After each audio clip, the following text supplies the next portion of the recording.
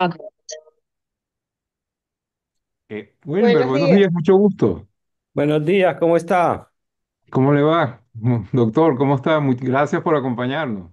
No, un placer, un placer estar por aquí con ustedes. Muchas gracias Qué por la invitación. bueno, qué bueno. Belinda, ¿cómo estás? Buenos días. Hola Francisco, buenos días. ¿Cómo están? Buenos días a todos. Buenos días. Carolina, creo que hay doble imagen mía. Si quieres, déjala donde estoy yo en vivo. Ok, Podemos quitar la otra. ya le digo. Ah, sí, Sí. está tu pantalla. Ujú.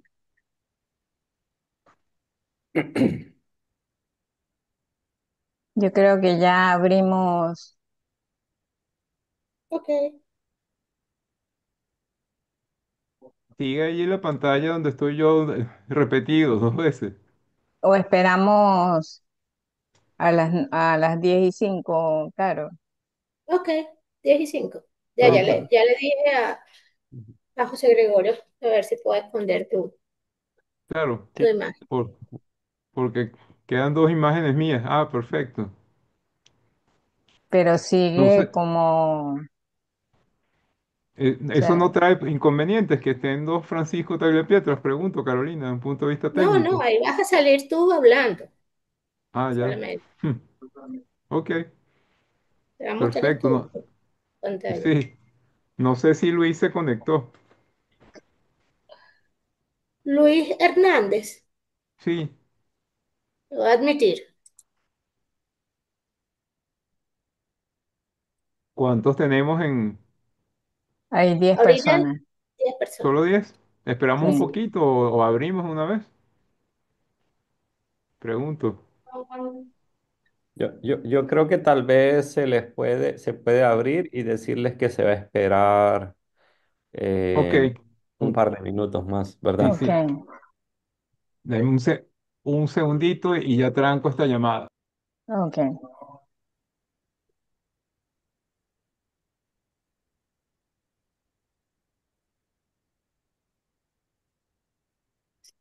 Hola Belinda, ¿cómo están? Hola Luisito, buenos días, ¿cómo estás? Buenos días. ¿Cómo va todo? ¿Supiste algo de Mariela? No, no he hablado con ella, nos hemos chateado, pero no hemos hablado. Mm, ¿Tú has hablado con ella? sí, sí, inclusive me pidió una constancia del tiempo que estuvo por aquí. Ah, Buenos días, ok. Wilmer. Buenos días, ¿cómo está Luis? Qué gusto. No lo conozco, pero nos conoceremos. Un placer, Por un placer. supuesto.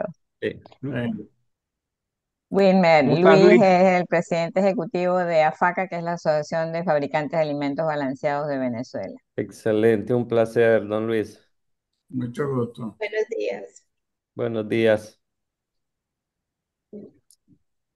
Bueno, si quieres abrimos, como bien dice el doctor Pacheco, y ¿cómo estás, Luis? ¿Cómo te va? Buenos días. Bien, bien, ¿cómo estás tú?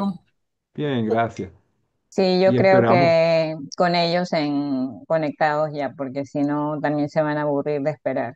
Sí. claro, perfecto. Ok.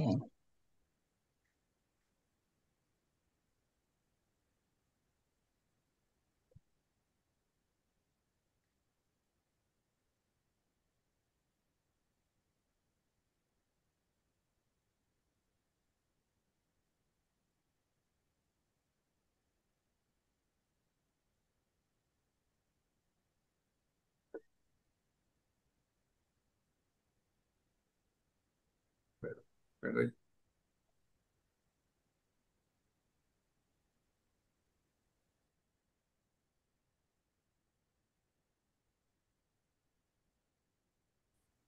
¿Está abierta ya la señal? sí, aquí dice que hay 17, 18 participantes, pero yo no los veo.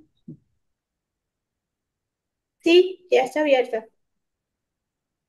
Bueno, corresponde entonces dar la bienvenida a las personas que nos acompañan en esta oportunidad dentro de los programas de extensión académica que manejamos junto con USOI, que es patrocinante del evento, igual que la Asociación de Fabricantes de Alimentos Concentrados para Animales de Venezuela, AFACA, y a quien yo represento, que es la Federación Nacional de Avicultura de Venezuela.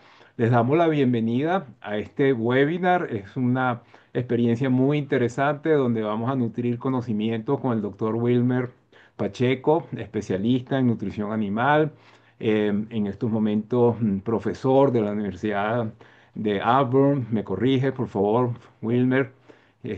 Ya con muchos años de experiencia en el área, y vamos a ver un tema muy, muy específico que es el control de las mermas en la producción de esos concentrados, esos alimentos balanceados.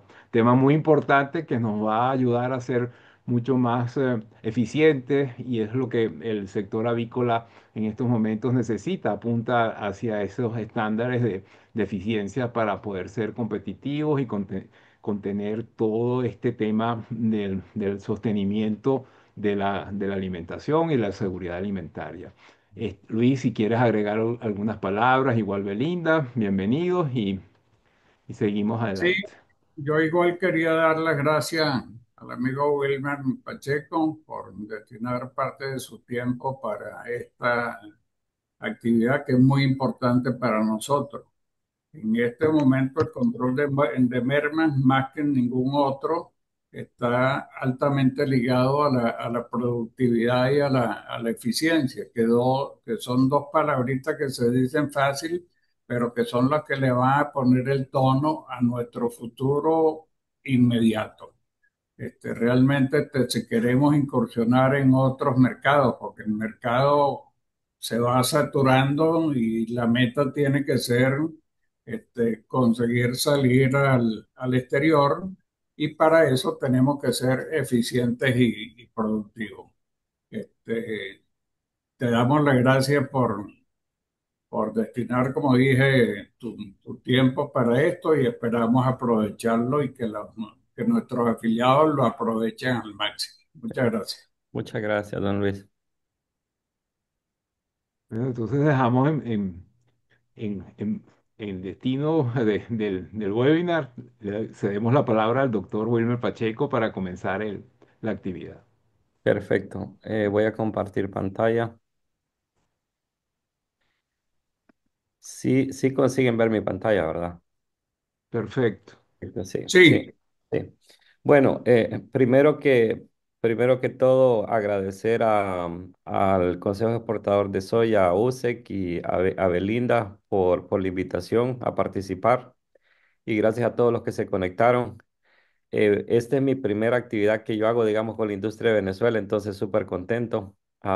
Espero que sea la primera de muchas, ¿verdad? Y en esta ocasión me pidieron que hablara de estrategias de fabricación para controlar mermas.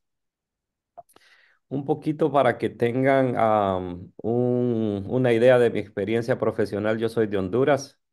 Estudié en la Escuela Agrícola Panamericana, que también es conocida como Zamorano. Hemos tenido algunos estudiantes de Venezuela, pero también tenemos bastantes estudiantes de todo Sudamérica, Centroamérica, México. Y cuando estuve en Zamorano me especialicé en todo lo que era procesamiento de leche, porque estudié agroindustria. Pero luego, después de que estaba graduándome de Zamorano, terminando el cuarto año, recibí la oportunidad para venir a Estados Unidos a trabajar con Smithfield. Smithfield es uno de los, o el mayor productor de cerdos a nivel mundial.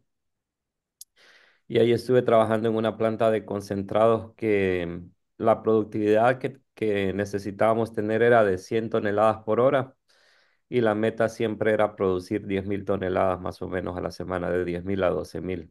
Y inicialmente empecé en el área de recibo de ingredientes, luego empecé a tomar clases en línea con Carolina del Norte sobre plantas, porque en realidad yo no tenía nada de experiencia de plantas, todo lo que sabía era de leche. Nunca había visto una peletizadora ni un molino de martillos.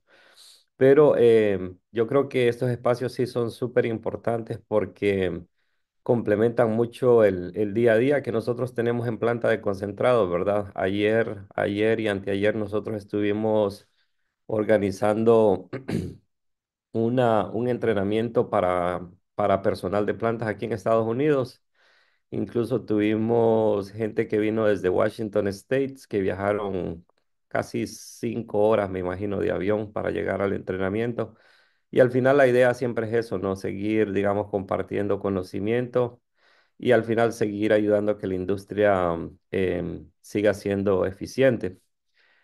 Pero después de estar en Smithfield casi 4 años, recibí una beca para estudiar una maestría en avicultura en la Universidad de Carolina del Norte. Todo mi enfoque, digamos, en la maestría fue procesamiento de soya. Me enfoqué mucho en todo lo que era extracción de aceite con expellers, pero antes tiene un proceso de extrusión y luego también aprendí mucho de lo que era extracción de aceite con solvente. Luego de terminar la maestría comencé el doctorado y el doctorado trabajé mucho con granos de destilerías, que es un subproducto de la producción de etanol. Y básicamente lo que buscábamos era las mejores formas de usar DDGS en dietas para aves y cerdos. Y ya terminé el doctorado en Carolina del Norte y desde el 2015 estoy como profesor asociado y especialista en extensión en la Universidad de Auburn, que es en el estado de Alabama. Entonces, estoy dándoles la charla desde aquí.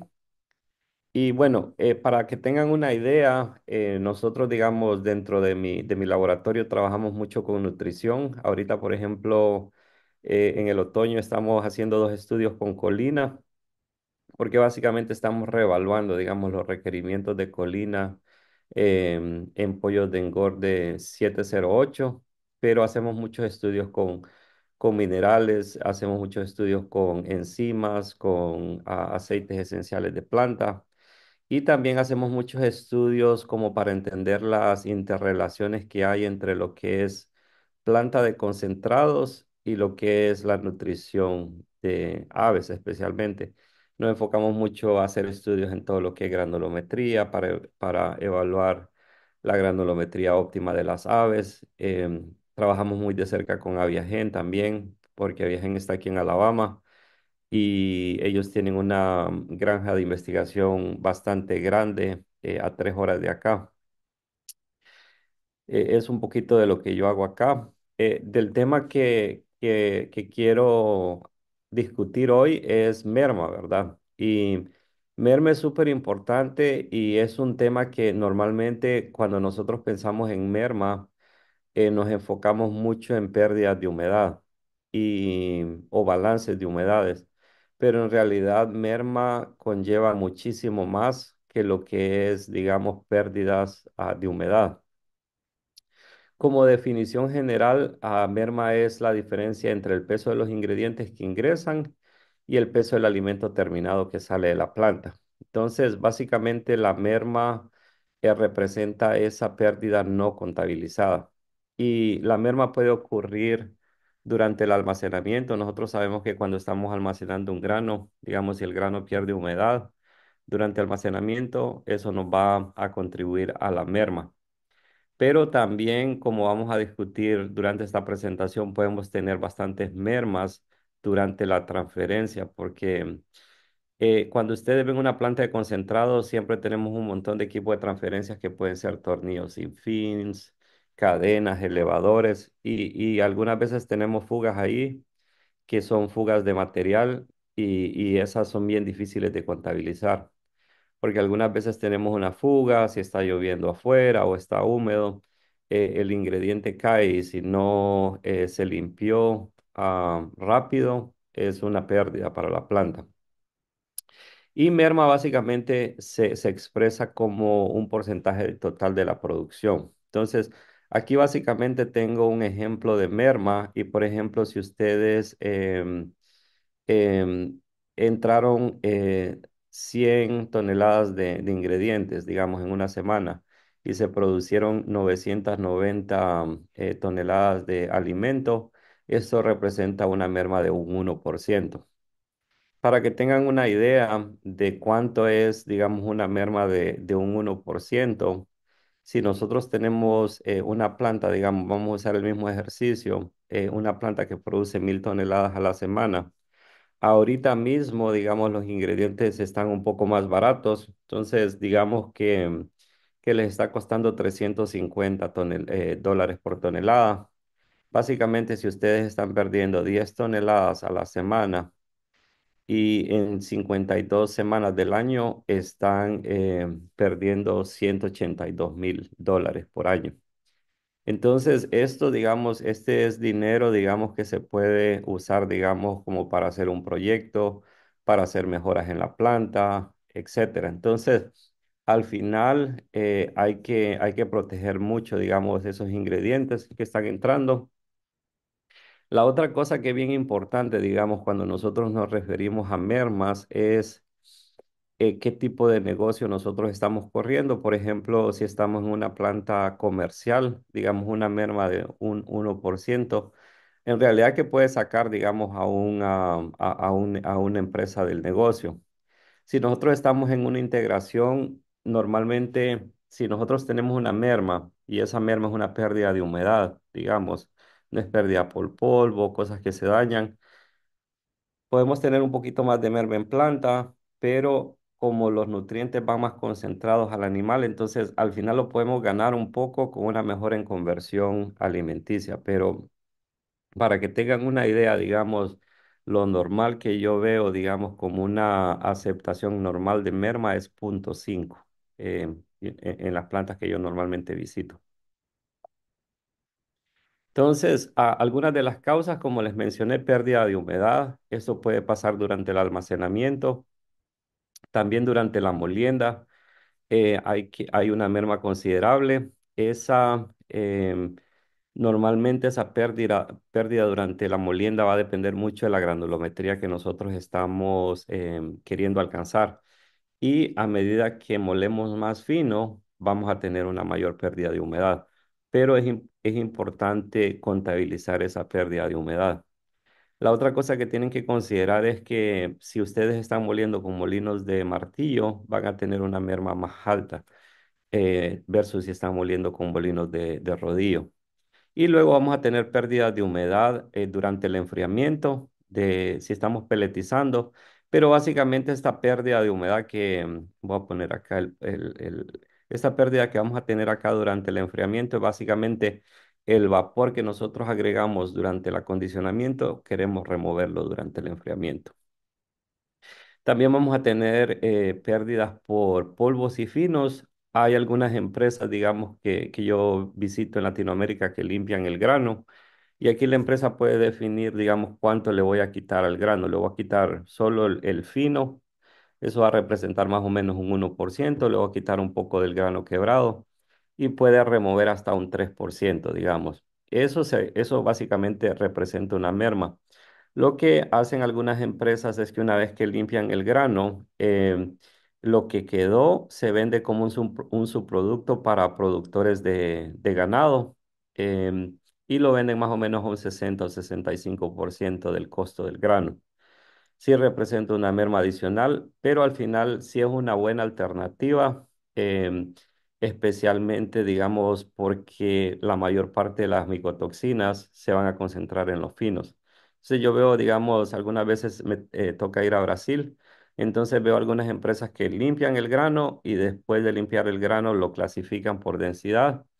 La mejor calidad de grano va, digamos, para las dietas de inicio o va para las reproductoras. Y estos polvos y estos finos también son generados durante la recepción, molienda, transferencia y enfriamiento. En enfriamiento tenemos bastantes pérdidas que son bien difíciles de contabilizar, pero yo les voy a mostrar un ejemplo más adelante. Y luego también tenemos pérdidas por deterioro y manejo. Entonces, como les decía, muchas veces tenemos fugas en los equipos, los elevadores pueden ser bastante altos y eso nos genera bastante merma. Y también si tenemos equipos de transferencia deficiente, entonces si tenemos desgaste en los transportadores o fugas en los elevadores, todo eso nos va a contribuir a merma. Aquí básicamente tienen un ejemplo, digamos, de limpieza del grano. Entonces hay algunos. Voy a adelantar acá. Entonces, aquí ustedes tienen algunos sistemas de limpieza de grano donde ustedes pueden limpiar, digamos, las partículas gruesas y luego también pueden remover las partículas finas. Entonces, aquí al final lo que tienen que definir es cuánto yo necesito limpiar el grano, porque entre más lo limpio voy a tener una merma adicional. De ahí también tenemos, tenemos pérdidas, digamos, durante el almacenamiento. Entonces, cuando nosotros almacenamos el grano, tenemos que recordar que ese grano tiene agua estructural que está en el interior del grano y agua superficial. Entonces, al final, cuando nosotros colocamos un grano, digamos, en un silo, básicamente ese grano va a tratar de seguir equilibrando la humedad. Entonces, nosotros, digamos, usamos aireación y es una buena idea, digamos, que los hilos que ustedes tienen de almacenamiento que tengan cables, digamos, de temperatura para estar monitoreando la temperatura del grano y también esos cables pueden analizar humedad. Entonces, ustedes pueden definir, digamos, cada cuánto ustedes tienen que airear el grano. También esa temperatura dentro del grano siempre es importante, digamos, estarla controlando con la temperatura fuera del silo porque si le inyectamos aire frío, digamos, al silo, en lugar de secar el grano, más bien vamos a introducir humedad dentro del silo. Entonces, aquí tienen unos parámetros. Yo trabajo mucho con Carlos y algunas de las cosas que le he aprendido, digamos, en cuándo uno tiene que airear, son estas recomendaciones. Uno tiene que definir si airear, si el grano uno lo va a almacenar más de 2 meses, si la temperatura del grano es más de 32 grados Celsius y si la temperatura ambiental es a 5 grados menor que la temperatura del grano. Entonces, la otra consideración que hay que tomar es que la humedad relativa ambiental sea menos de 80%, porque igual, digamos, si esta humedad relativa es muy alta, entonces igual lo que vamos a hacer es introducir humedad al grano.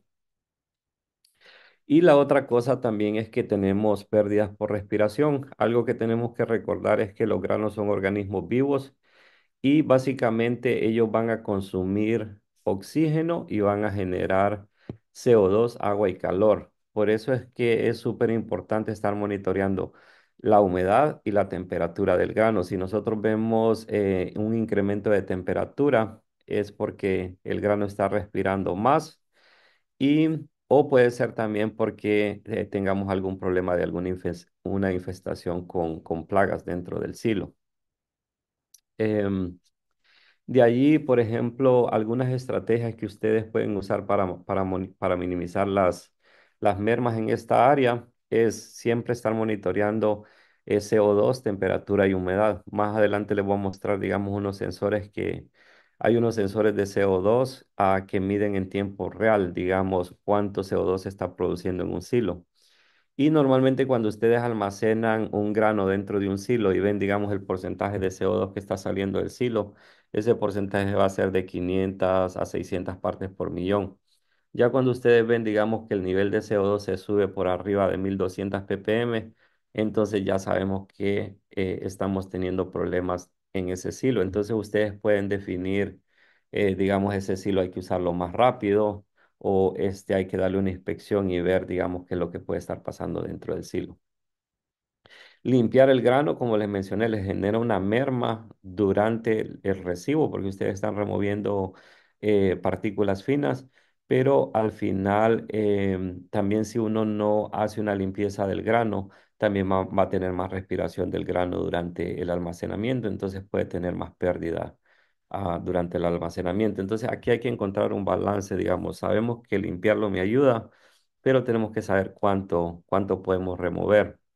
La otra cosa que es bien importante es ver qué voy a hacer con este producto que voy a remover, porque algunas veces tengo situaciones en las que voy a la planta y empezaron a limpiar el grano y de ahí realmente la planta no sabe qué puede hacer con ese ingrediente adicional que está produciendo. Entonces hay que tener un plan antes de empezar a hacer una limpieza del grano. La otra cosa también que ustedes van a ver es que algunas empresas, dependiendo, digamos, del grado de contaminación que trae el grano, van a usar inhibidores de hongos, digamos, algo a base de de ácido propiónico. Y ahí puede ser, digamos, una forma de justificar la limpieza. Yo limpio, pero uso menos ácido propiónico o no uso ácido propiónico durante el almacenamiento. Entonces, eso puede, digamos, generar balancear, digamos, la pérdida. Entonces, aquí ustedes pueden ver, digamos, estrategias que se usan para minimizar la merma durante el almacenamiento. Yo les comenté acá de los sensores de temperatura y básicamente un incremento en la temperatura del grano va a ser un buen indicador de que hay un incremento en actividad de plagas, que puede haber un incremento de moho o puede ser que hayan malas técnicas de aireación.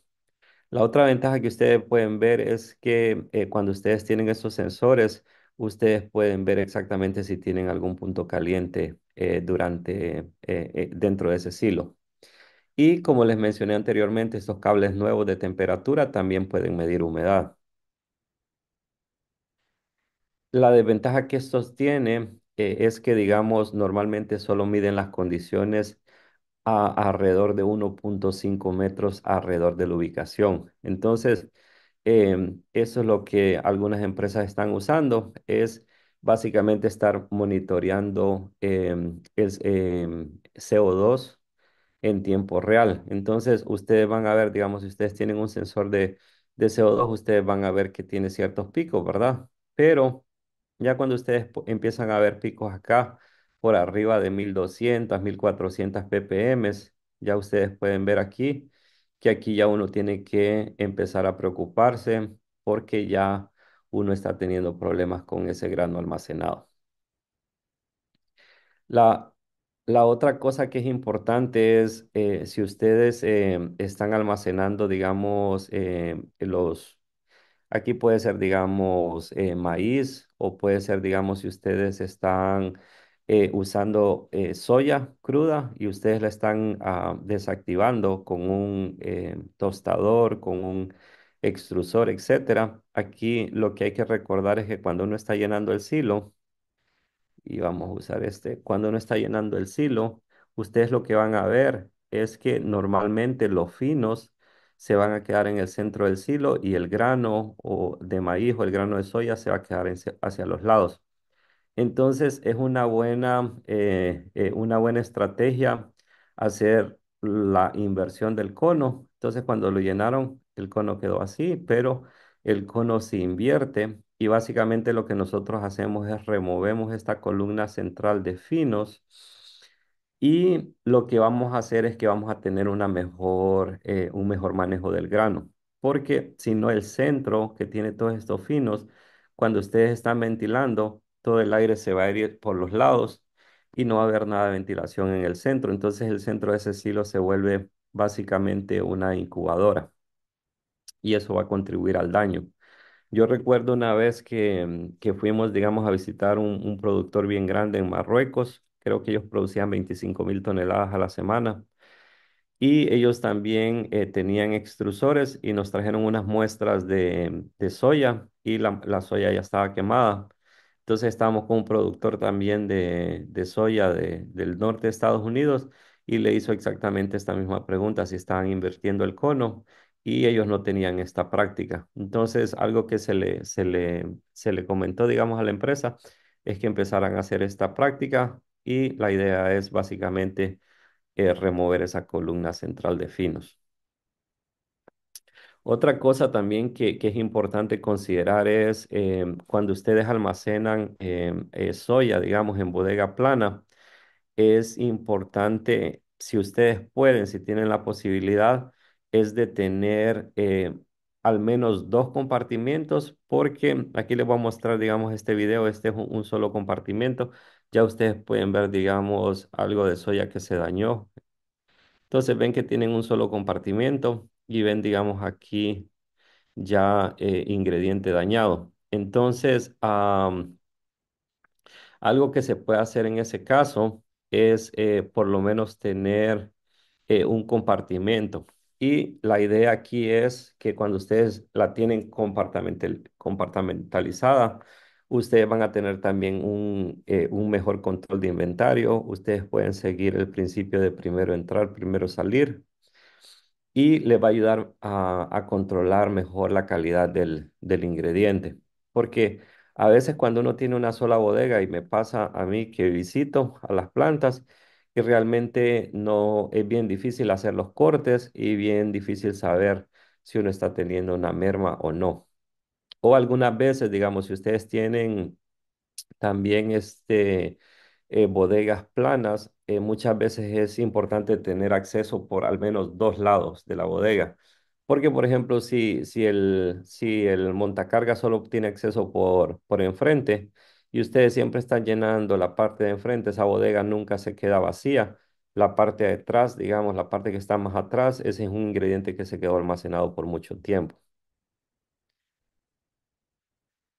De ahí, por ejemplo, cuando uno tiene pérdidas por manejo, aquí básicamente yo me enfoco mucho en la profundidad de las fosas de resibo, porque digamos, si la fosa es muy profunda, cuando ustedes están descargando, se va a generar mayor cantidad de polvo, especialmente si no hay un sistema de control de polvo en la fosa de resibo. Entonces, a veces cuando nosotros tenemos fosas menos profundas, ya una vez que la fosa se llenó de ingrediente, ya ese mismo llenado de la fosa ayuda a controlar el polvo.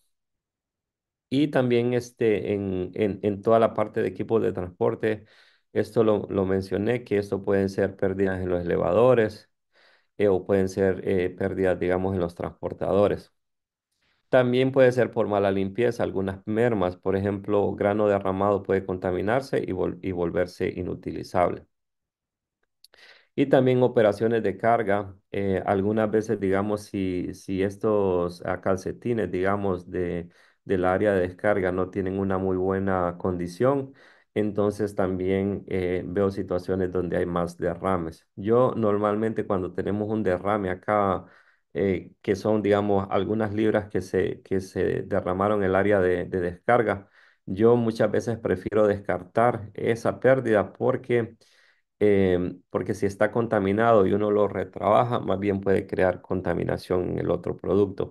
Pero ustedes pueden ver, digamos, que algunas empresas lo que hacen usan estos calcetines que son como que uno les puede cambiar la distancia, los puede bajar, digamos, hacia el compartimiento de este silo y ayuda a reducir mermas. De ahí, por ejemplo, estas son, digamos, mermas, digamos, en el área de recibo. Y, por ejemplo, si ustedes, es importante que revisen los elevadores. Esta fue, digamos, una planta que visité en el norte de Estados Unidos, planta pequeña. Y ustedes pueden ver, digamos, la cantidad de producto que había en la parte de la bota de los elevadores. Ya bastante de los elevadores nuevos ya no tienen un espacio muerto tan alto. Entonces los elevadores nuevos están como más levantados del piso y ya digamos el sistema es en U en la parte de abajo de los elevadores. Entonces hay menos problemas con acumulación de producto en la parte de abajo. Si el elevador está en un área con mucha humedad, ahí se les va a generar bastante, pueden tener problemas de mohos, pueden tener problemas de contaminación bacteriana. Esta de aquí, por ejemplo, es pérdida, esto es mezcladora. Entonces, algo que este tema no tiene nada que ver con mezclado, pero por ejemplo, el problema que tenía, digamos, esta planta es que la mezcladora estaba girando en esta dirección y los líquidos se estaban adicionando en esta dirección. Entonces, ese es un problema porque cuando uno adicionó el líquido va a encontrar muy rápido la pared de la mezcladora. Entonces, va a haber bastante acumulación de producto acá. El problema de esto también es que es una pérdida de producto, pero también es una fuente de contaminación cruzada. Entonces, algo que tienen que acordar es que si la mezcladora está girando en esta dirección, uno tiene que adicionar los líquidos en contra de la dirección de la mezcladora y esto ayuda a reducir estas pérdidas y también a, reducir problemas de contaminación cruzada. Otras pueden ser insectos, digamos, si tenemos que recordar que gorgojos, barrenadores, todos van a consumir granos, pero también aparte de consumir el grano, daña la calidad del grano, entonces incrementa el riesgo de deterioro. Y otra que es bien difícil muchas veces de controlar, digamos, en Latinoamérica es bien difícil controlar, es problemas con palomas y también con plagas, puede ser ratones. Entonces, aquí estos animalitos también van a contribuir bastante a la merma porque consumen el grano o producto finalizado, pero también contaminan el grano. Por ejemplo, orina, excrementos, todo esto hace que obliga, digamos, a que uno tenga que desechar los ingredientes o el producto final. Ayer uno de los presentadores estaba mostrando, digamos, habló un poco de merma, pero también estaba mostrando fotos, digamos, con una bodega llena de gatos. Entonces, algunas veces me ha pasado también de que llego y también hay gatos, digamos, en las bodegas. Eso también crea problemas, digamos, porque puede crear contaminación con ingredientes. Entonces, algunas estrategias, digamos, para minimizar, digamos, problemas con plagas en las bodegas. Algo que es importante es que recuerden que cuando ustedes colocan las paletas en las bodegas, no las quieren colocar pegadas a la pared. Muchas veces uno las puede colocar pegadas a la pared porque quiere incrementar más el espacio de la bodega, pero el problema es que si uno la coloca cerca de la pared, ya sea ingrediente o producto final, aquí uno puede tener problemas porque esto se vuelve escondite para plagas. Y también si uno tiene problemas de condensación en las bodegas, también esto va a contaminar el ingrediente o el producto final. Entonces, una muy buena estrategia, digamos, para resolver este problema es poner ya sea una barrera física o una barrera, digamos, como una línea y que los operadores de los montacargas sepan que tienen que dejar por lo menos un espacio de un pie entre lo que es el producto, el ingrediente y la pared de la bodega. Entonces, de ahí, por ejemplo, la otra cosa es para controlar plagas. Alguna gente usan estos láseres. Aquí esta fue una foto que tomé en Perú y básicamente esto para controlar palomas. La otra cosa que se hace mucho es que las plantas ahora tienen mucho espacio de concreto en la parte de afuera, porque todo esto hace que, digamos, si hay ratas o ratones, que ellos no les gustan los espacios muy abiertos, entonces evitan ingresar a la planta. Aquí ustedes pueden ver, esta es una área de descarga completamente cerrada. Y digamos, esta es una planta en España y ustedes pueden ver esta planta está completamente limpia porque ellos tienen sistemas de limpieza central, pero aunque la planta está completamente limpia, ustedes pueden ver que aquí tienen sistemas para controlar plagas. De ahí esta es una planta aquí en Alabama. Esto de acá es un sniffer y básicamente este sniffer lo que hace es que cada área de la planta tiene uno de estos y si hay demasiado polvo en el aire, entonces lo detecta y le da una alarma, hay una fuga dentro de la planta y hay que controlar esa fuga. Muchos de ustedes tienen, digamos, contratistas que vienen a la planta y les ayudan a controlar plagas. Pueden ser, un ejemplo pueden ser ratones. Una buena idea es que alguien de ustedes siempre esté con el contratista para ver, ayuda mucho para ver, digamos, el trabajo que ellos están haciendo, pero también puede ayudar a detectar las zonas de la planta que tienen una mayor contaminación. Aquí yo siempre les hago la broma que les digo que al final si ustedes tienen un contratista, les va a controlar la plaga, pero no se les va a eliminar porque si se las elimina, el contratista que controla plagas pierde el negocio, ¿no? Entonces, es bien importante, digamos, que alguien de planta esté con ellos, si es alguien externo el que viene. De ahí tenemos mermas por pérdida de humedad. Yo les estaba diciendo que cuando uno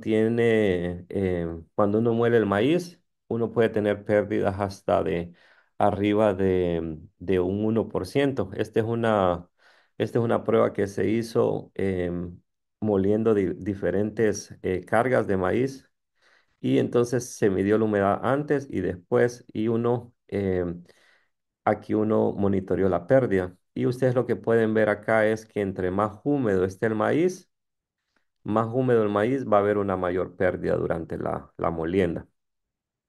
Algo que ustedes pueden hacer, y esto es algo que yo siempre lo reviso cuando voy a la planta, es que pónganle atención a las mallas de los molinos de martillo. Entonces, el otro día estaba en México y había una empresa que estaba perdiendo 6% de humedad en la molienda, pero cuando fuimos a ver las mallas, cuando uno está viendo la malla de frente, lo que yo observé es que, digamos, todos los agujeros estaban perpendiculares. Entonces, ese es un problema porque todo el material que va por acá, por el centro, no encuentra agujero. Entonces se queda más tiempo en la cámara de molienda. Entonces va a haber una mayor pérdida de humedad. Entonces, siempre, digamos, si pueden más tarde, vayan y asegúrense, digamos, que los agujeros están escalonados, que hagan un triángulo. Porque aquí, independientemente de donde vaya pasando la partícula, siempre va a encontrar un agujero. Yo también, esta es una foto que vi, digamos, en un aeropuerto en Honduras, y les digo, bueno, así es como se tienen que ver los agujeros, escalonados. Esto es bien fácil. Esto es bien fácil de revisar, eso tarda un minuto. Incluso yo normalmente les recomiendo a las empresas que cuando le lleguen las mallas nuevas, que siempre se aseguren que los agujeros estén escalonados y si los agujeros están perpendiculares, así como este, no sé si aquí tengo la animación. Aquí si están así como este, lo mejor es rechazar esa malla. La otra cosa que es importante también es estar revisando la condición de los martillos, porque cuando los martillos van perdiendo condición, van perdiendo eficiencia en molienda. Aquí les voy a mostrar este video. Y aquí ustedes pueden ver que, digamos, una cara del martillo fue usada y la otra está completamente nueva. Entonces todo eso les va a afectar la eficiencia durante la molienda. Incluso aquí van a ver, digamos, un martillo que está ya casi que se rompe. El último que él va a mostrar acá. Y mire, entonces, esa es otra cosa también que les va a afectar merma. Y también les va, digamos, si un pedazo de ese martillo se cae, le va a terminar dañando la malla y todos los demás martillos. Y de ahí, aspiración también es importante. Esto no lo voy a discutir mucho, pero aquí tienen, digamos, la cantidad de aspiración que ustedes necesitan.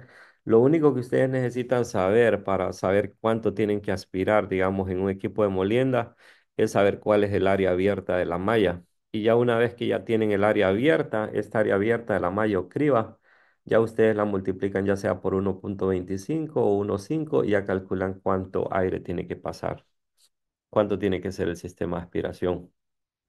La otra cosa que pasa es muchos errores en las básculas.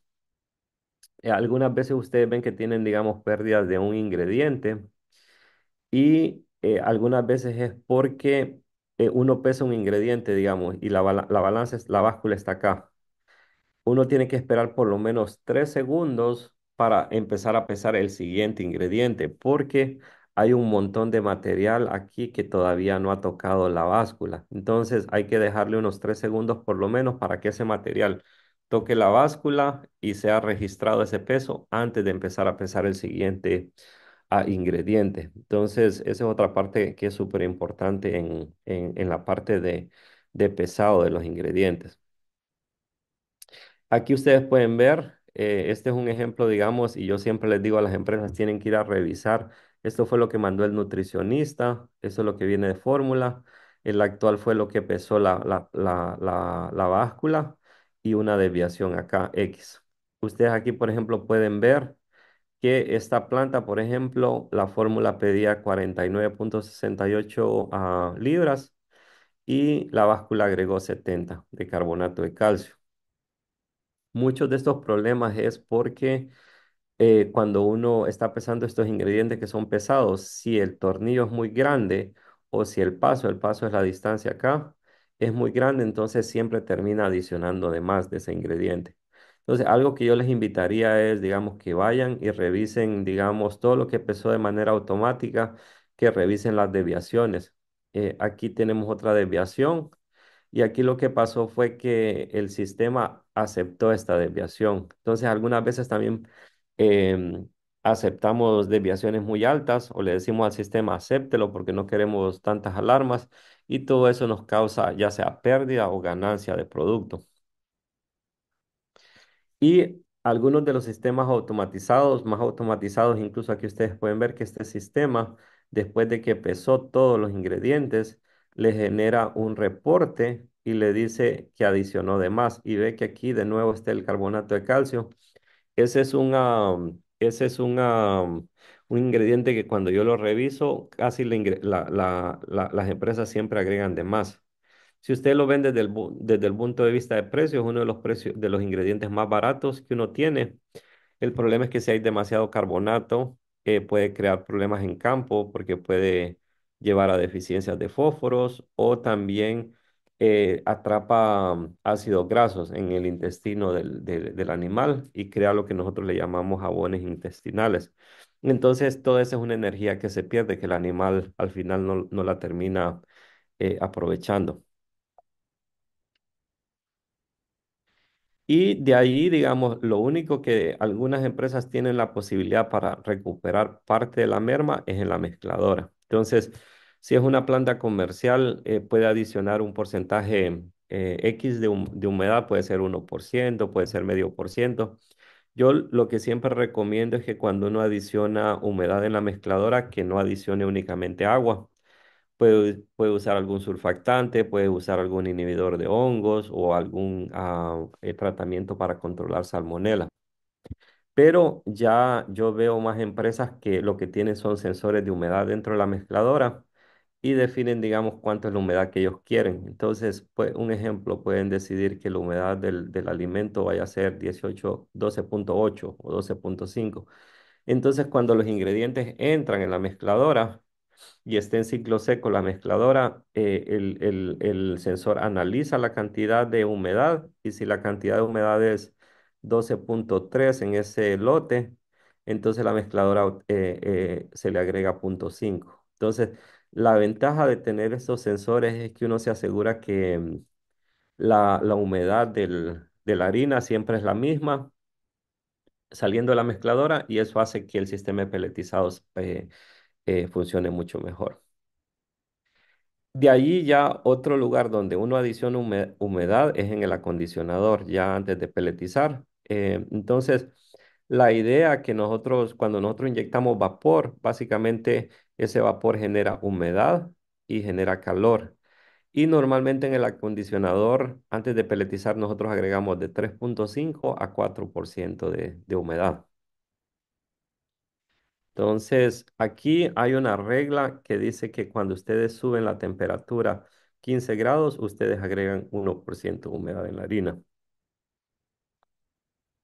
Entonces, aquí tienen algunos ejemplos. Por ejemplo, aquí la harina entró a 12% y salió a 16%, se adicionó 4.5% de humedad.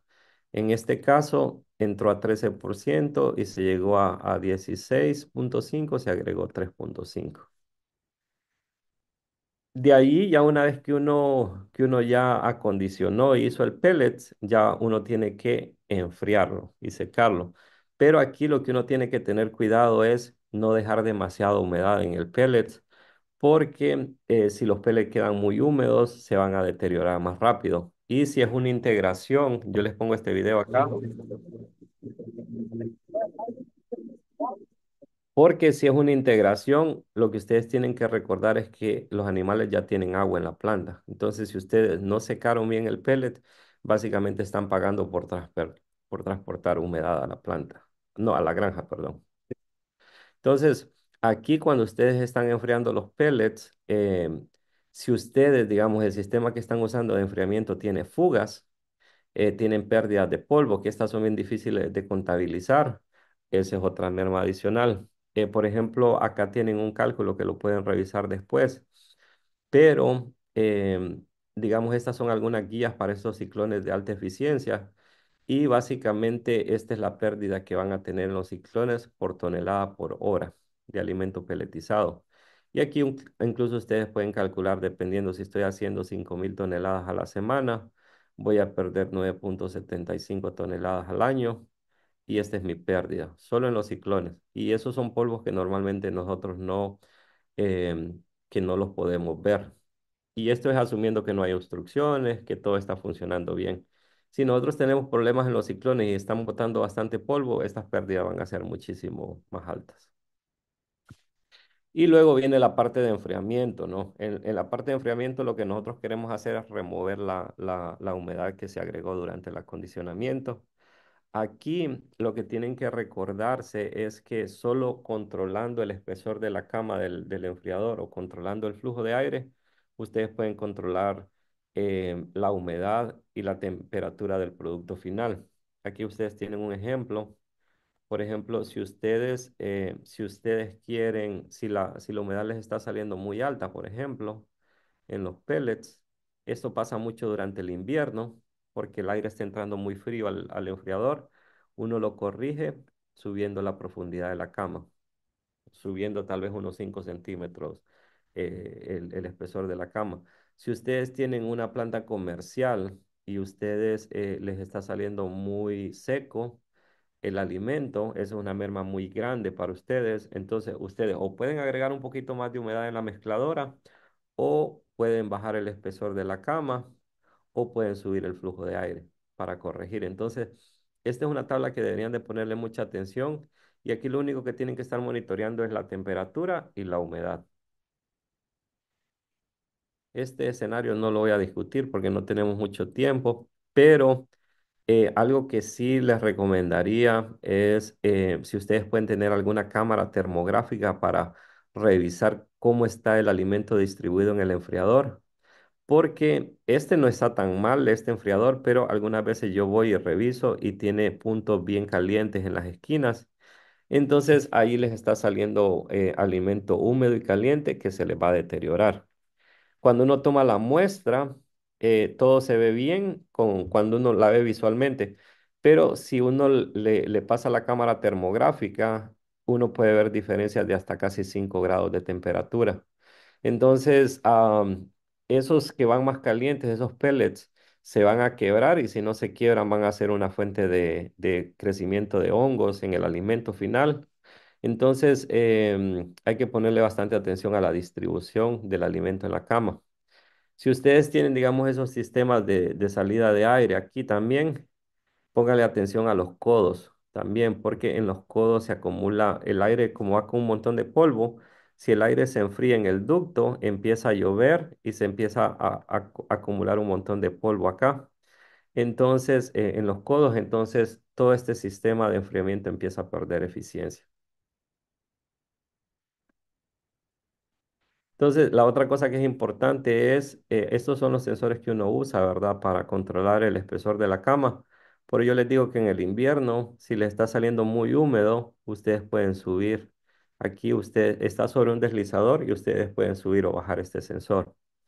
Y también es importante revisar el llenado. Y ustedes pueden ver un llenado que es deficiente, está llenando más de un lado que del otro. Y siempre, algo que yo hago es siempre tocar, digamos, la cama de pellets y uno lo que quiere es tener un gradiente de temperatura. La parte de abajo está fría, la parte de encima está caliente. Entonces aquí pueden ver algunos ejemplos, ya casi terminando. Si la humedad inicial fue 11,5, en el acondicionamiento siempre se va a adicionar humedad. Se llegó, digamos, hasta 15. Y ya la humedad final es 11,5, entonces aquí no hubo ni pérdida ni ganancia. Pero si usted, digamos, entró a 12% en promedio, durante el almacenamiento perdieron un cuarto y después durante la molienda perdieron 0,5, ya entró el acondicionador a 12,25, llegó hasta 15 nuevamente. Si la humedad actual fue igual que la de la entrada, aquí tenemos una pérdida. Toda esta, Todo lo que agregamos en el acondicionador lo logramos remover en el enfriador, pero tenemos las pérdidas de almacenamiento y molienda. Entonces aquí ya tenemos como 0,75% de pérdida. Es un montón de dólares al final del año. Y también algunas veces pasa de que si no removemos bien la humedad en el enfriador, entonces podemos terminar con una humedad positiva. Que en una integración, a mí no me gusta esto porque si la planta está ganando alimento y es una integración, eso significa que el alimento está yéndose con más humedad a la planta, los nutrientes están yendo menos concentrados y entonces al final uno está pagando por transportar esa humedad a la planta y al final la empresa, aunque está ganando alimento en planta, está perdiendo dinero. Entonces, aquí lo que tienen que recordar, digamos, es que por cada 1% de pérdida en el contenido de humedad de las materias primas, si nosotros estamos acá perdiendo 10 toneladas, similar al ejemplo inicial, y estamos haciendo, vamos a ponerle que los ingredientes están caros, 500 dólares por tonelada, son 5.000 dólares a la semana que estamos perdiendo. Entonces, ya resumiendo estrategias para controlar merma, es importante la sanidad, limpiar los derrames tan pronto ocurran. Hay que tener buenos controles estructurales, reparar fugas en el equipo de transporte y transferencia. No es bueno, digamos, si tenemos una fuga, poner silicona o ponerle tape, porque eso no va a ser una corrección. Fumigación es importante también. Eso es más para controlar insectos.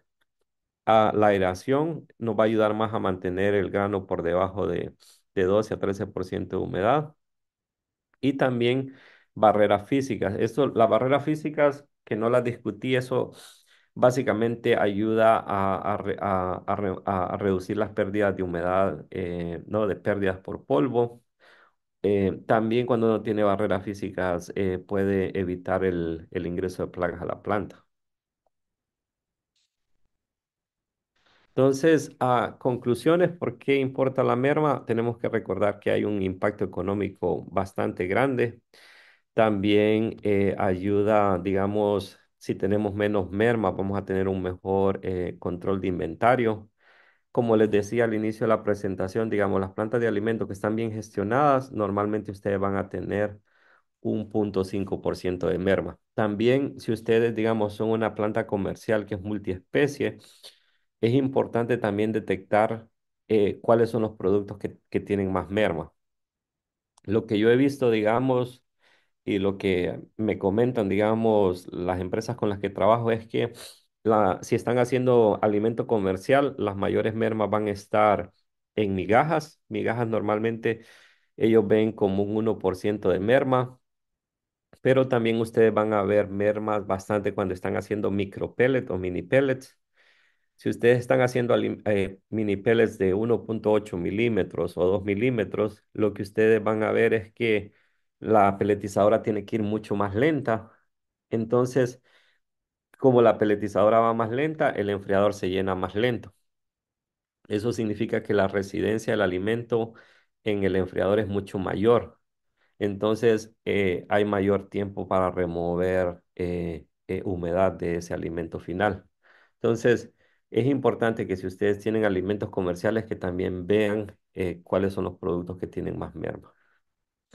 Y cualquier valor por encima de 1% amerita una revisión una revisión, calibración de equipo, control de proceso y mejorar las prácticas de manejo.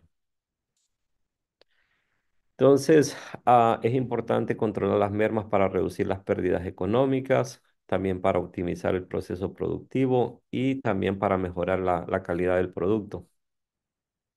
Aquí lo que les comentaba es, si nosotros tenemos demasiada humedad en el producto final, puede ser que ganemos en la planta, pero si después nos regresan ese producto porque tuvo problemas con crecimiento de hongos durante el almacenamiento, eso es una merma adicional. Entonces, agradecer nuevamente a USEC por la invitación a participar en este webinar, también a todos mis estudiantes y aquí tienen mi información de contacto. Cualquier pregunta que tengan ahorita me la hacen saber Y también aquí guardan mi información. Si igual tienen una pregunta en el futuro que puede ser que no sea relacionado a merma, pero a otras áreas de la operación de concentrados, con mucho gusto les contesto.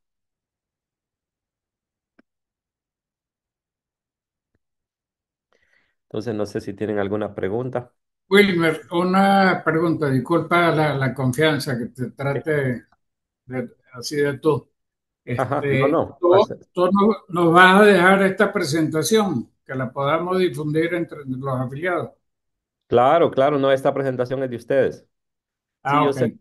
yo se la paso a Beli y, o sea, sí, yo creo que como ahorita Beli es la que tengo de contacto, entonces yo se la paso a ella y ella se las hace llegar. Este, Pero sí, este, no, con mucho gusto. tú, tú hablas Ahorita lo perdí, don Luis.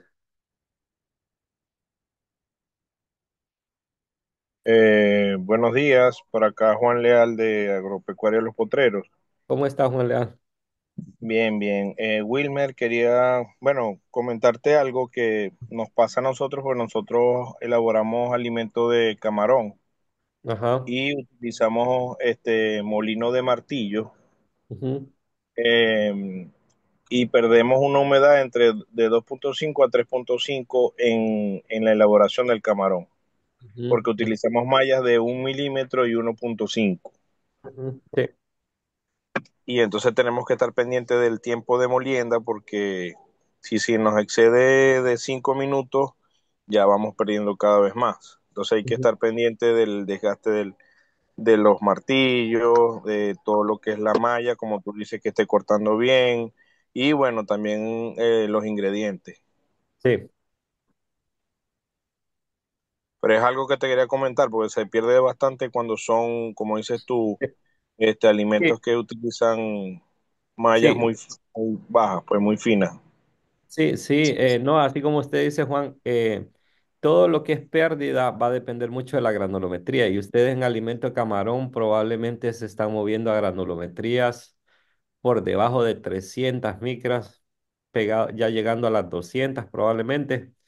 Sí, Entonces, con seguridad, sí, no me extraña que tengan esa cantidad de pérdida en molienda y probablemente ustedes tienen pérdidas muy altas también durante el enfriado, porque como yo les estaba diciendo al final de la conversación, de la charla, es que al final, como ustedes, la peletizadora tiene que ir mucho más lenta, ¿no? Porque ese dado tiene una menor área abierta, la compresión del dado en alimento camarón, ustedes creo que ya tienen que andar como unos 22, es decir, que si es de 1,8 el es espesor de va a ser 2 40. milímetros. Utilizamos una compresión de 40 Sí, de como, entre 50 y 40 porque el recorrido es 50 milímetros, mm, 25, entre 25 y 22.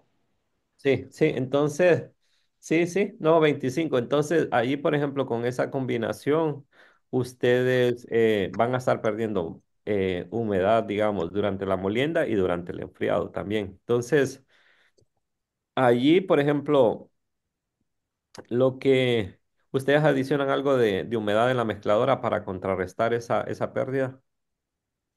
Sí, agregamos Bastante. 1%, que serían como 10, Sí, sí, sí, 1%. Ujú. sí. Sí, entonces, no, en realidad lo que ustedes tienen, digamos, la situación de ustedes es bastante esperada por por el tipo de alimento con el que ustedes están trabajando. ¿Tú nos sugieres que mejor, para reducir, pudiéramos trabajar con la enfriadora? Por lo menos algo. Con la enfriadora usted puede, porque usted puede hacer dos cosas, digamos, con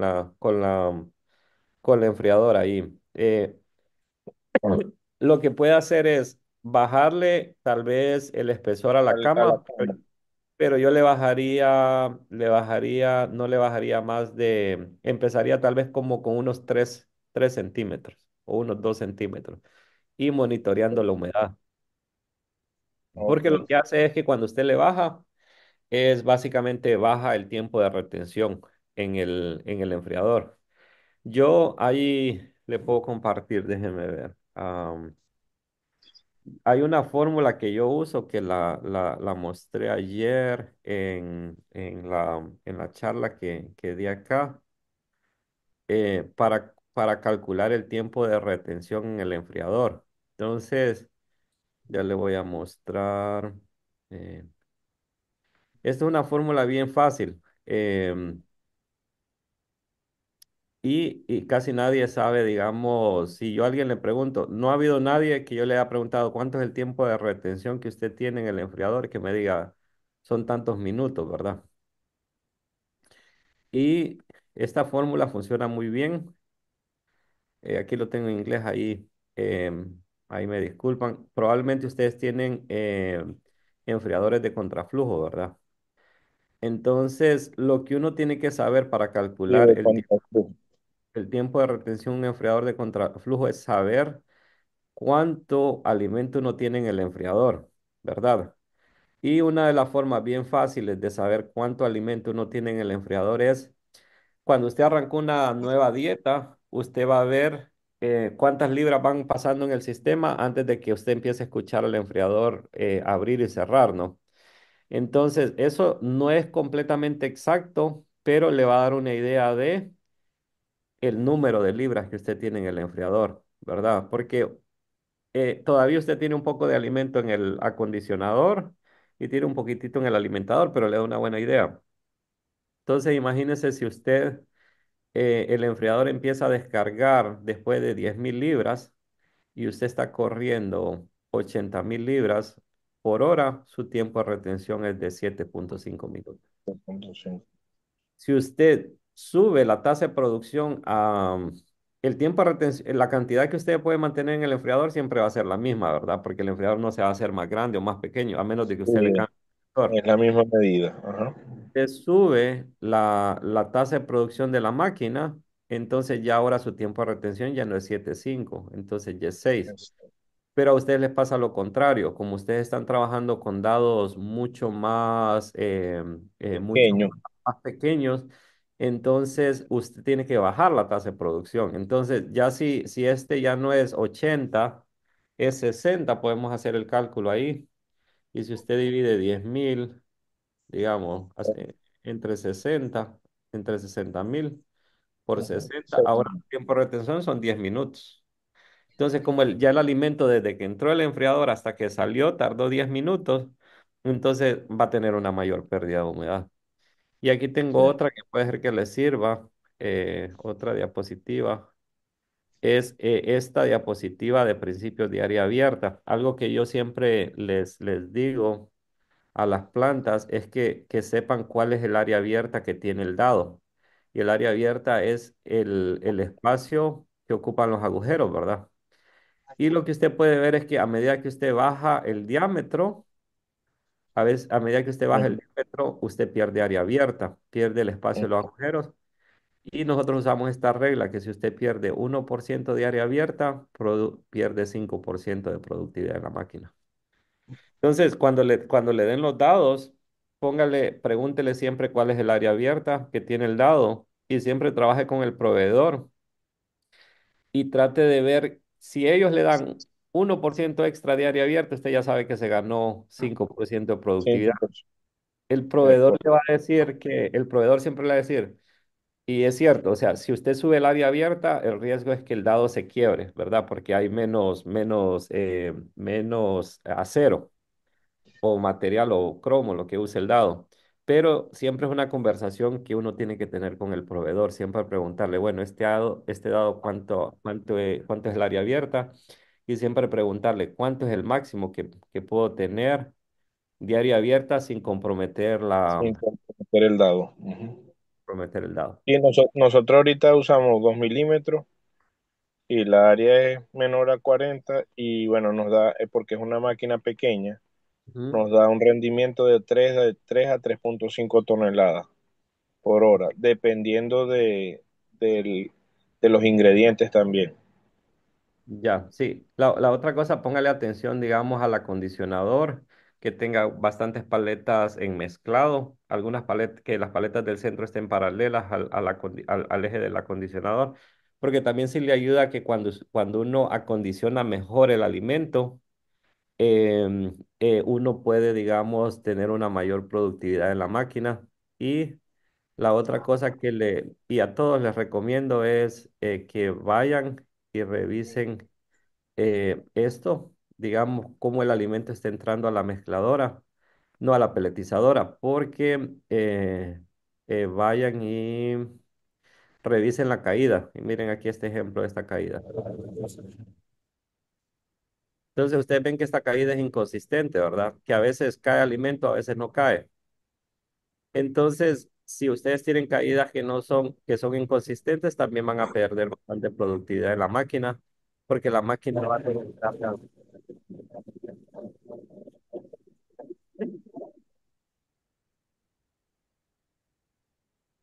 Entonces, ahí, por ejemplo, eso es, digamos, eso es más para mejorar productividad, porque si la caída es inconsistente, lo más probable es que tengan que hacer ajuste al final del acondicionador. Puede ser que alguna de las paletas esté regresando el alimento y al final lo que uno quiere es uniformizar la caída en el último cuarto del acondicionador. Ok, gracias, Wilmer. No de nada. Hola, buenos días. Buenos Saludos, señor días. Wilmer y de Luis Medina por acá de Alimentos Kiri. Llegué un poquito tarde a la actividad, pero bueno, quería enfatizar lo que mencionaba el señor Juan Carlos respecto al tema de la molienda y la pérdida de humedad en ese punto, porque ciertamente el diámetro con el que se trabaja en estos tamices es muy chico y Ujú. obviamente eso va a influir en el tiempo de retención que tiene el producto dentro de la molienda. Sin embargo, a nivel de tecnología, el proveedor en este caso desarrolló un molino previo a este pase en la premolienda. Ujú. Eh, la consulta va en, voy a tener dos espacios para perder humedad.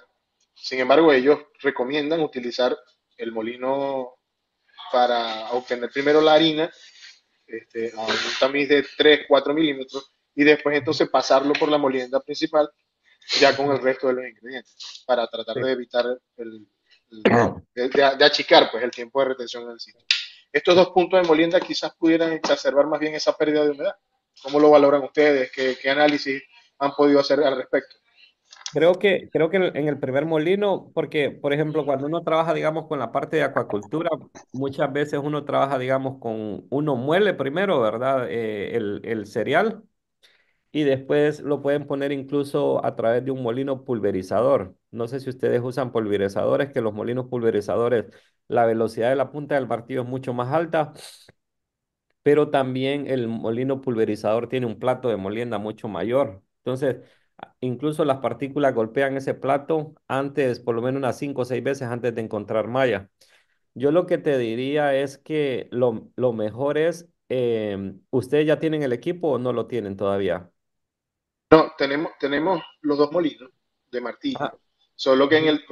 como le mencionaba, en el primer pase, en la primera molienda, se trabajan con tamices de 4, 3 milímetros, 5 milímetros, porque lo que se quiere es quebrar el tamaño de la partícula, de manera que cuando entre el molino principal ya tengamos una condición distinta al momento de entrar al tamiz.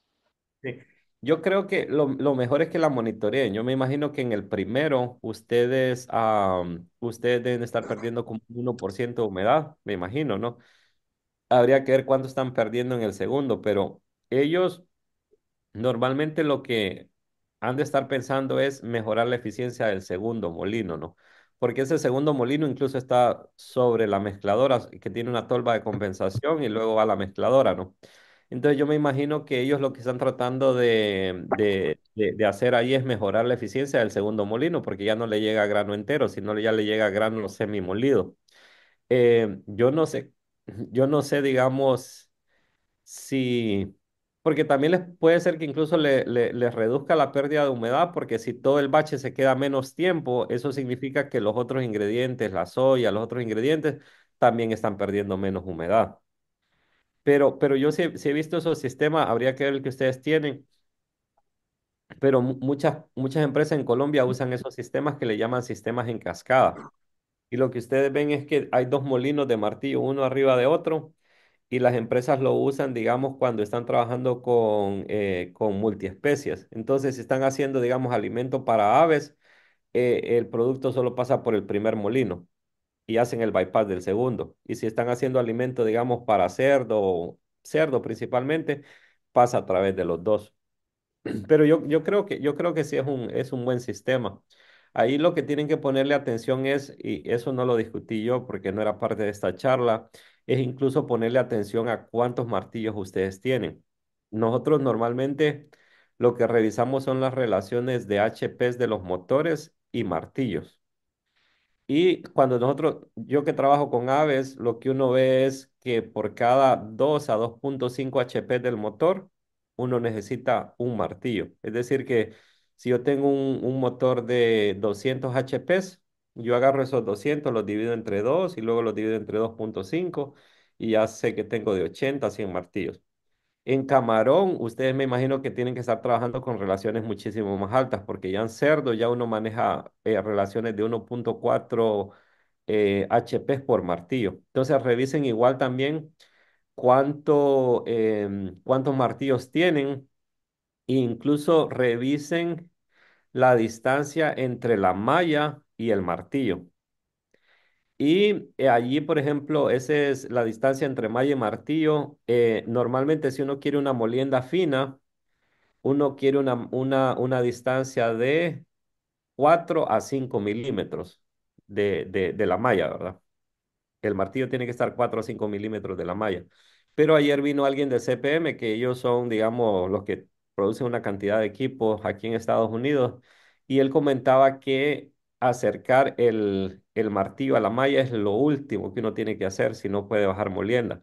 Entonces, uno tiene que mantener, digamos, esa distancia. La distancia normal es de 11 a 12 milímetros. Entonces, si ya con esa distancia normal ustedes no logran llegar a la granulometría, la pueden acercar, pero puede ser que ustedes también la tengan muy cerca, digamos el molino de la malla, y eso más bien les esté perdiendo más eficiencia. Entonces, puede ser que alguna alternativa que ustedes pueden tener para mejorar eficiencia y mejorar pérdidas de humedades, alejar más el martillo de la malla y poner más martillos. También cuando uno tiene más martillos, tiene una mejor cobertura en la cámara de molienda y termina teniendo una molienda más uniforme. Sí, porque definitivamente ahí se complementa el área de ataque del molino, Sí. Sí, y lo que tal pasa cual. es que si está muy cerca el martillo de la malla, cuando el martillo golpea la partícula no ve un agujero redondo en la malla, lo que ve es un óvalo, ¿verdad? Porque está muy cerca de la malla. Entonces, algunas partículas van a pasar por la malla, pero otras se van a regresar, se van a mantener en la cámara de molienda y eso incrementa la pérdida durante Es la correcto. molienda. Sí, porque voy a tener incluso mayor tiempo de retención en la cámara. Sí. Y ahí también les puse unos cálculos en las presentaciones porque también pueden tener problemas que el ingrediente se queda mucho tiempo en la malla porque tal vez hay que asegurarse que tiene buena aspiración también el equipo. Menos aspiración, también el material se va a quedar más tiempo en la cámara de molienda. Entonces va a haber mayor incremento de temperatura, más pérdida de humedad. Es correcto. Bueno, agradecido, Wilmer. No, a la orden. No sé si tienen alguna otra pregunta.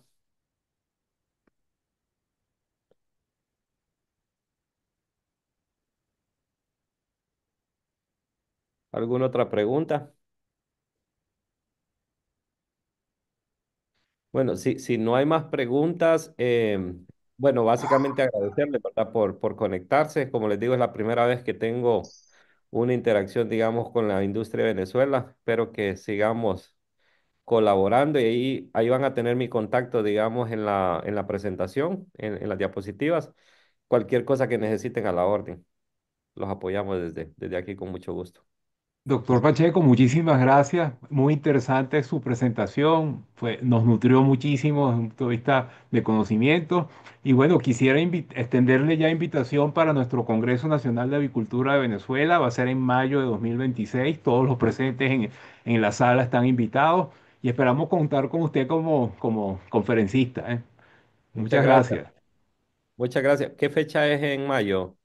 Va a ser 5, 6 y 7 de mayo. Lo voy a poner en mi calendario como para tenerlo en cuenta ahí. Nunca he estado en Venezuela, entonces sería un placer. Perfecto. Sí, Serán muy bien recibidos por acá. Muchas gracias. muchas gracias. Pues bueno, yo creo que si ya no tenemos más preguntas para el especialista, pues vamos a hacer el cierre de la sesión de hoy. Una En consulta. nombre... ¿Se Ah, puede ok. hacer una última consulta? Ujú. Sí, adelante. Mucho gusto. Mi nombre es Franklin García. Mucho Eh, gusto, Franco. Me gustaría saber tu impresión del expander. Nosotros tenemos una línea avícola y manejamos un expander. Nosotros tenemos un acondicionador fixa abajo, un expander que alimenta el dado, pues, la pellet. Ujú. Nosotros manejamos temperaturas de 81 grados. Cuando 80. incorporamos el expander, manejamos en temperaturas de 95, 93 Sí, grados y lo sí. que me da de fricción el dado. Ujú. Nosotros caemos en la enfriadora, una enfriadora de contraflujo, y nosotros tenemos un tiempo de retención ahí calculado por la aspiración del cooler y de los sensores Rotobin que manejamos con altura. Ujú. Eh, yo con ese control, yo podría hacer una especie de post-acondicionador en la enfriadora. O sea, ir moviendo el sensor de nivel y mover el variador de frecuencia del cooler para aumentar el mayor la Nosotros de temperatura pues, y gelatinizar un poquito más. Tengo problemas a veces de finos. En el, con el, ajá, sí, con el expander, nosotros acá no lo usamos en Estados Unidos. Yo no conozco aquí en el sur, digamos, de Estados Unidos, desde Virginia para abajo, no conozco a nadie que use expanders. El otro día estaba dando una charla en el norte y me dicen que en el norte, en Minnesota, hay algunas empresas que los usan. Entonces, yo tengo he escuchado los beneficios y las desventajas de los expanders, ¿verdad? En Brasil lo usan mucho, las empresas grandes de producción usan expander. Lo que ellos me comentan es que normalmente el costo por tonelada que adiciona es de $5 a $7 adicionales por tonelada.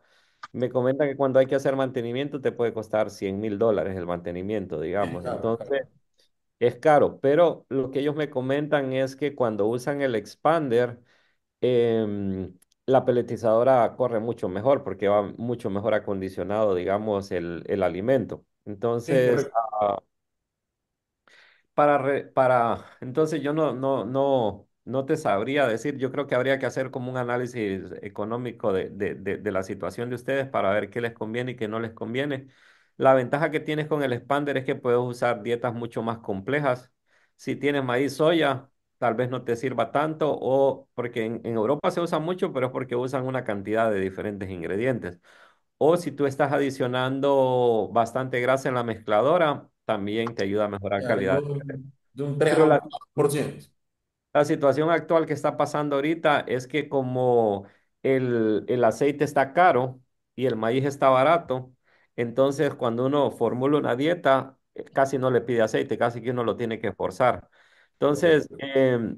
uno puede tener una buena calidad de pellet con doble acondicionador si uno logra llegar a una retención de unos 45 segundos por lo menos. Si puede llegar a 60 segundos de retención, debería tener una buena calidad de pellet, pero uno necesita tener por lo menos unos 85 grados Celsius en el acondicionador. Si tú tienes ahorita Manejo 81, 81. De si tú 81 a tienes 85 en pollo. si tú tienes ahorita 81 en algunas dietas y lo logras subir hasta 85, ya eso naturalmente te va a mejorar bastante la calidad de pellets. Es casi como logarítmico. Lo que nosotros vemos es ya una vez que ya uno pasó de 82 grados, ya uno empieza a ver bastantes mejoras en calidad de pellet y reducir finos.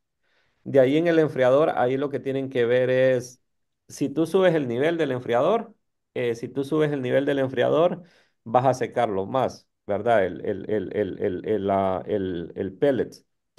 De ahí parece que tú tienes variador de velocidad, Sí, ¿verdad? tengo varias frecuencias para Para la ventiladora, porque algunas empresas no tienen variador de frecuencia, lo que tienen es velocidad fija y controlan el flujo del aire con la apertura del damper, pero el damper igual, la mayor parte de las empresas lo tienen abierto completamente.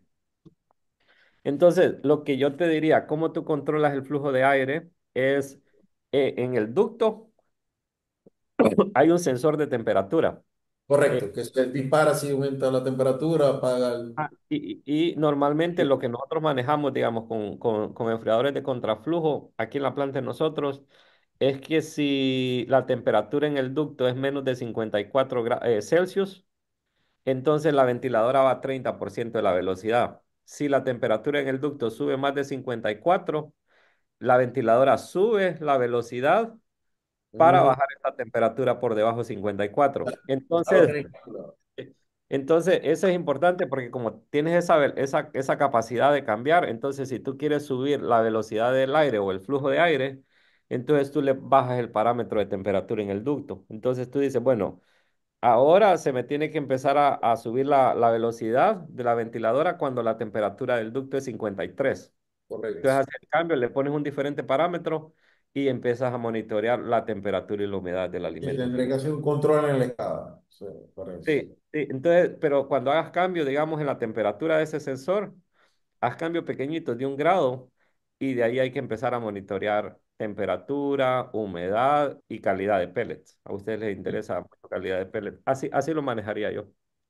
Pero con el expander he escuchado de todo, entonces he escuchado gente que le va muy bien. He visto empresas que los compraron y no los usan también. Bien. No, nosotros tenemos 15 años usándolo y me ha dado beneficio. Sí, sí, sí. La dureza, la durabilidad, PDI, no va bien. Ahorita que Sí. está desincorporado, tengo un pequeño problema de fino, pero estoy Pero manteniendo la punta que está. lo puedes resolver con subir un poco la temperatura de acondicionamiento, porque es que el expander te puede llegar hasta 121 grados, creo, pero solo por 7 segundos. Es bien corto el tiempo. Sí, de Entonces, 1 a 2 segundos. sí. Este fix Andrix. Sí, sí. Entonces, pero también lo que le estaba diciendo a Juan, creo que era lo de revisar mucho en el acondicionador, que tenga bastantes paletas en mezclado, porque algunas veces yo abro un acondicionador y todas las paletas están en esta posición, el eje está así. Esas paletas Sí, no, no retiene nada. solo están cortando y no están mezclando. Entonces, hay cositas ahí que se pueden hacer en el acondicionador también que tienen un efecto muy grande en la Ya, calidad. ya, ya nosotros calculamos el tiempo del acondicionador. Nosotros tenemos una planta multiplex, entonces ya está calculado para aves y camarones. Ok, excelente. Sí, ya lo calculamos. Sí, Bueno, excelente. gracias por tu recomendación. Ya No, a la orden. el dato. Muchísimas gracias. No, muchas gracias a ti. Francisco, cerramos. Sí, pero si no hay otra pregunta en la sala, pues mira, agradecerte a ti, Belinda, siempre el apoyo a la avicultura, a la porcicultura, a la producción nacional, al USOIS, por supuesto, al doctor Pacheco, a todos los presentes por participar y los esperamos en una próxima actividad que estaremos anunciando. Ya el Congreso sí tenemos fecha, mayo 2026 y bueno, vamos a ver cosas muy interesantes allí. Gracias, ¿eh? Muchas Buenos gracias. días. Bueno, solo quisiera agregar pues que muchas gracias por su participación en este webinar en nombre de USEC, AFACA y FENAVI. Y les recordamos que esta sesión, al igual que todos los otros eventos que ofrecemos dentro del marco del programa de apoyo técnico y comercial que USEC proporciona, son gracias a los aportes económicos de los productores de soya norteamericanos, al Departamento de Agricultura de los Estados Unidos, USDA, y a las asociaciones de productores de soya de diversos estados para promover el valor y preferencia por el origen US Soy. Para nosotros es muy importante el feedback de ustedes sobre los temas de interés, así que los invito a escribirme directamente, puse mis datos en el chat o a través de sus asociaciones sectoriales. ¿Ok? Muchas gracias, estén atentos al próximo evento virtual que estaremos ofreciendo. Gracias, Wilmer, gracias a todos. Muchas Gracias. gracias. Feliz día. Hasta luego. Gracias.